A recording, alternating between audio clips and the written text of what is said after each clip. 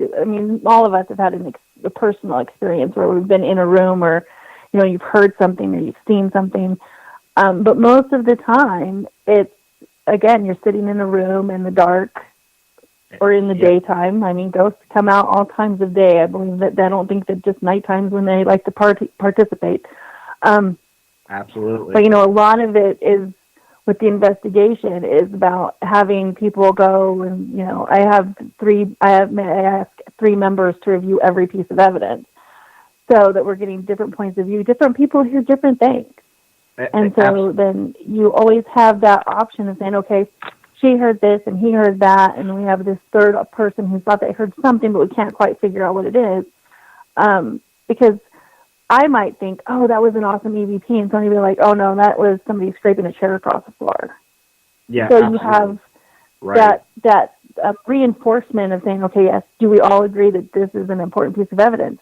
And that all occurs days and weeks after the actual investigation happens. Right. Yes, I totally get it. Listen, some of the best evidence I've ever gotten has been actually a couple months after investigation. Still look. I take so much; it takes me a while to go through it, and I'll go through it and have other eyes look at it and whatnot. But yeah, I get it totally. Oh yeah. Yes, there's nothing more fun than listening to 9 hours of your sister snoring because you left a recorder on all night long to make sure you could get some evidence in a hotel room. You're just like, oh my gosh, can you snore any louder? All the good times. Oh yes, it's that's what it's all about. That's people are like, oh, I can't wait to become an investigator. I'm like, yeah, well, this is what it's about. You're going to sit here and just listen to hours and hours and hours of audio. And there may be absolutely nothing on that 4 hours of tape.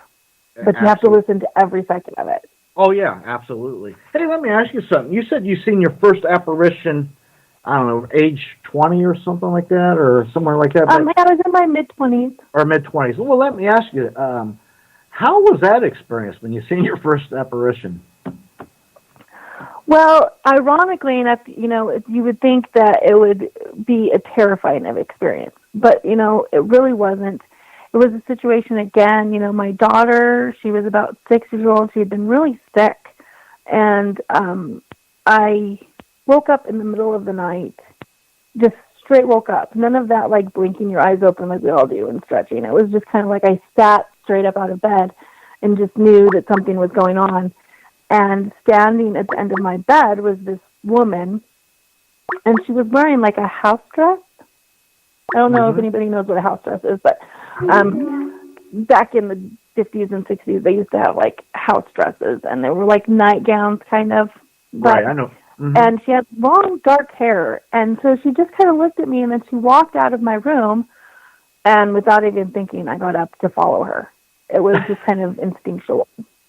was like, oh my God, this is happening. No, I wasn't like, call 911, there's somebody in the house. I was just like, oh, I'm just going to follow this thing down the hallway. Right. And she turned into my daughter's room, and I followed her in there, and when I got into the room, she was gone. There was nothing there. And, like, even talking about it now, it still gives me goosebumps. But then I checked on my daughter, and she had a fever of 103 degrees. Oh. And so I had to take her to the emergency room. And so it was one of those experiences where I was like, I knew that she was there for a reason. Yeah. She woke me up on purpose. Oh, yeah. And it was about probably 9 months later that I had going through some old pictures with my mother and came across this picture, and I was like, Mom, that's the lady who was in my room. And it turned out to be my great-grandmother when she was younger. Yep. She's your protector looking out for you. Yeah. I was like the guardian angel or somebody, but yeah, it was really. Wow, that's beautiful. Again, you would think that would be something that would be like terrifying and scary, and it really wasn't. It was more of a relief kind of situation. And it was your relative, so psychically you knew, even though if you didn't know, you knew, so you weren't scared. She was there to look out for you and protect you and help you, and that's what happened. That's a beautiful story. Beautiful story. Oh, well, let me ask you this. You ever seen any apparitions that weren't a relative in places?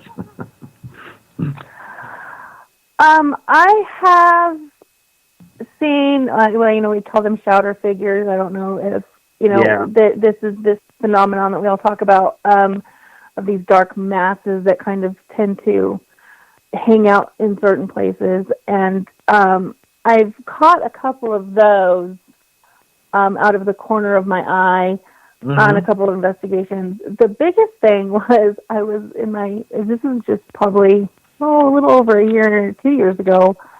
I was actually in my house, and I was sitting there, and my roommate had walked in the back door, and I swore there was somebody that walked in the house with her. When I watched her walk in, I just was like, there's two people. Oh, my. And she came in, I was like, then I had to take a double take because I was like, wait a second, who was with you? And she's like, nobody was with me. And I was like, okay, so that's kind of weird. And then over the next few days, things kind of in the house got really kind of tense. Like the energy changed. Oh, wow. And there was, she had a little Yorkie dog. Mm-hmm. And her dog used to try to always get into my room, and it would go and hide under my bed.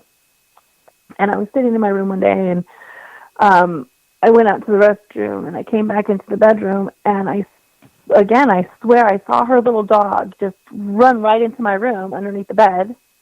And I looked, and there was nothing under the bed, and the dog was sitting in the living room, and I was like, this is just the weirdest thing. Oh, my. This is like, why do I keep seeing this?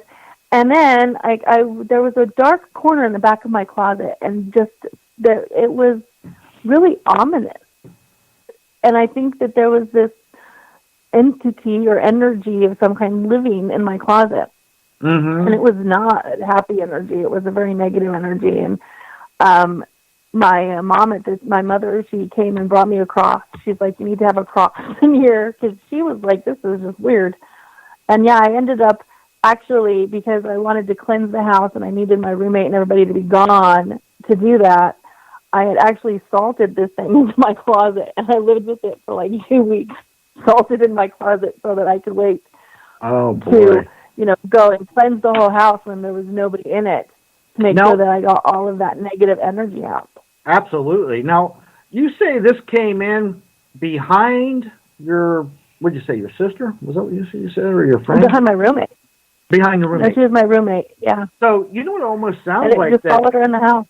It sounds like something followed her, or she had an attachment or something that came, because you never had that, it was never there before, right? Before that. No, right. And yeah, it was something that had come in with her. I don't know. She was having some bad life experiences, and I think that sometimes, when we're having a lot of negative energy, I believe that we put energy out into the universe, and whatever energy you put in, you come back. Absolutely. It's that ebb and flow. It's just like the tide. It comes in and it goes out. And if you're putting out lots of negative energy, you're going to start drawing that negative energy back towards you. Christina? And I think that she just, for some reason, had brought that into the house. Yep. Let me tell you something. I'm a stout advocate of believing that whatever you put out in the universe, man, you're going to get it back. So you want to put positive thoughts and words out in the universe, because whatever you do put out will come back at you. So, yeah, if you're a Debbie Downer, or you got a lot of negativity in your life, it's hard, because that's what you're going to attract. And so, yeah. Plus, if you're doing other, you could do things that attract stuff too. I'm sure you know that. But, yeah, these things happen. These things do happen. Yeah. It's one of the things that's like I've talked to people and had online conversations and things, and one of the things that I always stress to people is to make sure that whatever it is that you're, if you're going to dabble, I call it, with the paranormal, one thing I'm absolutely adamant about is I tell all of my investigators, do not investigate your own house. You don't want to invite something in that wasn't there. Good point. At the very least, and then you don't want to bring any attachments into your environment. You really want to keep your environment as clean and positive as possible. Right. So that when you go on these investigations, you kind of have a place of solace to return to. Nobody wants to go to an investigation and have a really heavy, negative investigation, and then not have a nice, safe, comfortable place spiritually and mentally to return to after that, because it can be very draining on a person. Oh, absolutely. I've been in some places where, I was on an investigation, and there was there was a man in the basement. I could just sense that he was there, and again, out of the corner of my eye, he was just pacing back and forth. He was really angry energy. And, it was really hard to deal with him. Oh, yeah. And when somebody's putting out all that energy, if you can't take yourself mentally to a positive place to kind of push that out, you can, again, drawing that negative energy back towards you. You don't want any of that to follow you around in your life. Absolutely. And, that brings me up to my next point. I do a lot of investigation, but mostly what I do now is I do a lot of house blessings and face a lot of evil and stuff. And I have a little team that helps me, and I go with, or I help teams. But before I ever go into the house, I will stop the car and I will check everybody. Usually 3 other people, maybe 4, and I will psychically check and ask them and fill it out. And if they're not right mentally and spiritually, man, you do not want to go. I do not want you in that house with me, because you got to have your mind right and your spiritual side right, because it affects, if you're going into negative and you got a really negative attitude and you're kind of a bully, you're just asking for trouble. At least in my world. Well, and those energies, they feed off of what we put out there. I mean, I don't know. There are lots of people who've been on an investigation. You come out of there, yes, it might be 2 o'clock in the morning, but that you're drained physically and absolutely mentally drained at the end of that. And then, and I believe that those energies that are trying to cement themselves back into the world of the living really are trying to, they suck the energy. They're like little energy vampires. They just suck the life out of you. Absolutely. And if you're feeding them with negative energy, it's just going to make those negative energies that much stronger and that much more difficult to deal with. Yep. They get stronger and you'll get weaker. I spent in September a week in Gettysburg, and I got to tell you something. I'd never been there, and I want to tell you, it wiped me out. It was all I could do to psychically maintain myself, keep from just totally being drained out, because there were so many spirits at Gettysburg just everywhere. It was just overwhelming. Mm-hmm. So, yeah, you've got to be on your game. Hey, let me ask you something. Bring me to the next question. What do you do for protection before, during, or after an investigation? Well, I'm Catholic, so one of the things that I always do is I always say a prayer to my saint before I go, asking them to guide me and give me strength and support through my faith. I'll bless myself with holy water to make sure that, I'm very clean when I go into an investigation. Yep. Try to keep all of my personal laundry outside of the environment. And I like to, if my team, not everybody's religious, so there's some people that don't like it, but, always kind of come together and whether say a prayer or just, ask the universe for some positive energy and just try to get everybody on a very even keel. Absolutely. And then again, after we leave, having everybody come together and saying, okay, we're going to, kind of wash this off. Yeah. And go forward with the rest of the day. And, again, if we need to say another prayer or if we need to do another blessing, just make sure we're washing all of that energy off and leaving it where it is. If we do have to bless or cleanse an environment, always make sure that we don't do that the same night that we're doing an investigation, just because of the adrenaline that can get going with all of that. So I usually say, okay, we'll come back in a day or two. You don't want to leave an investigation, especially if you're doing a house where you kind of riled up all this stuff in the house.